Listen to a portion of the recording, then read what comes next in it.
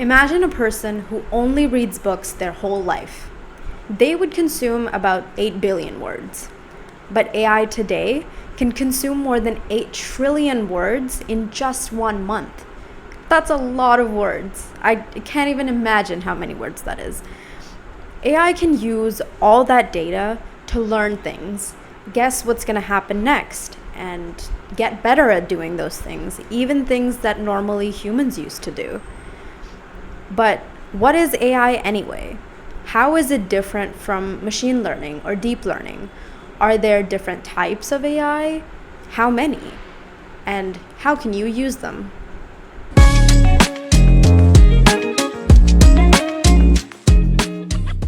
Well, in simple terms, artificial intelligence is just technology that lets computers do tasks that require human intelligence.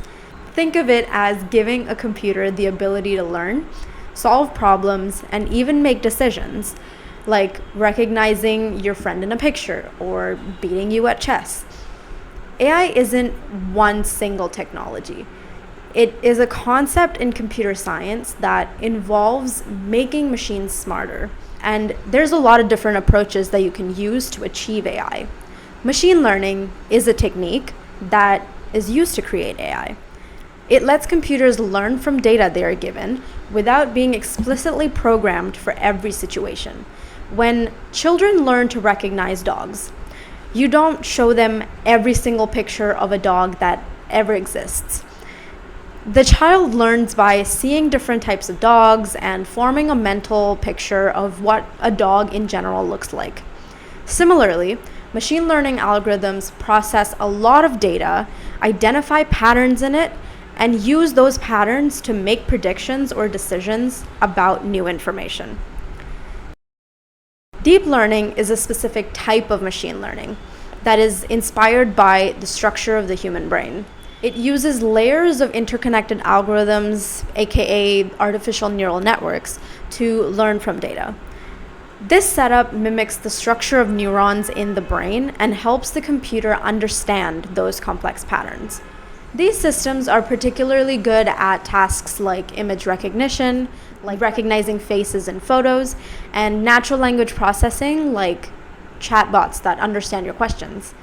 Reinforcement learning is another machine learning technique where AI learns through trial and error. An AI agent learns by interacting with its environment and receives rewards for doing the right things, like training a dog with treats. The algorithm interacts with a simulated environment, receives rewards for good actions and penalties for bad ones. It's a trial and error approach that is useful for complex tasks like controlling robots. So, AI is the ultimate goal. Machine learning is a key tool, and deep learning and reinforcement learning are specialized techniques within machine learning. The key to a truly intelligent machine lies in its ability to learn and adapt. This is where massive amounts of data comes into play. By crunching this data, analyzing it, processing it, AI techniques can identify patterns and build relationships and ultimately learn from the information to carry out a variety of tasks. They can be trained to perform specific tasks exceptionally well, creating specialized AIs.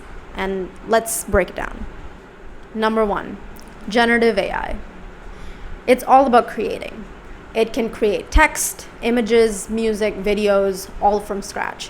I'll dive deeper into generative AI in an upcoming video, so stay tuned for that. Number 2, discriminative AI. This AI excels at identifying patterns in data and classifying or characterizing things. It's used to recognize faces in photos or filter spam from your inbox. Number 3, reactive AI. It reacts in real time to its environment, making split-second decisions.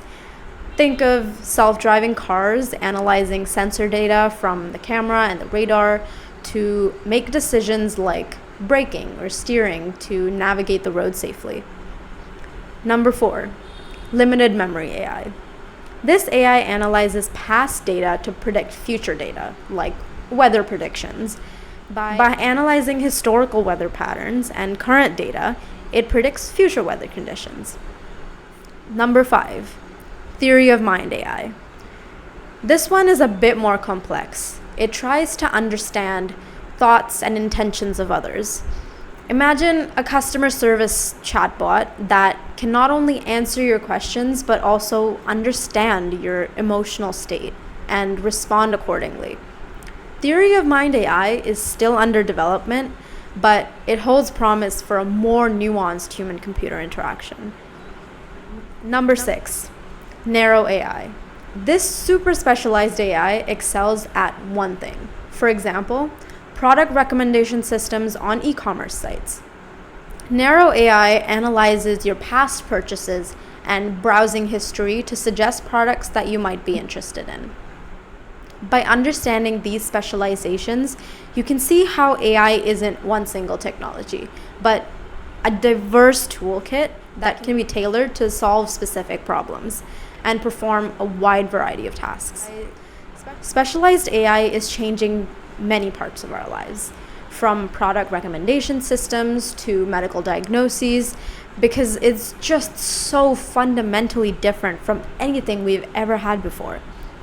AI tutors can customize learning experiences.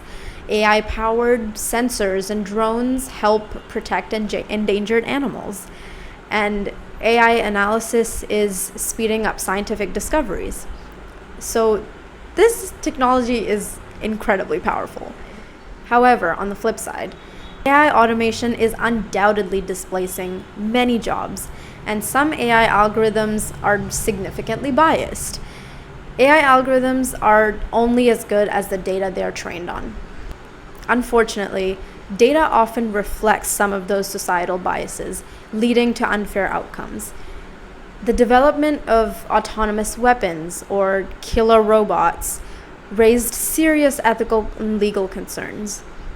The prospect of machines making life or death decisions without human intervention is kind of concerning. So we need to be careful and intentional about how we use AI. We need to ensure that it is developed and used responsibly. This means addressing bias, protecting privacy, and ensuring human oversight. This is truly an intelligence revolution that we can either use to destroy each other or empower ourselves to live more meaningfully. If the Industrial Revolution created jobs that were robotic for humans, the generative AI revolution will be our liberation and freedom from them. Pinar Seyhan Demirdag. If you want to learn more about generative AI in particular, check out this video.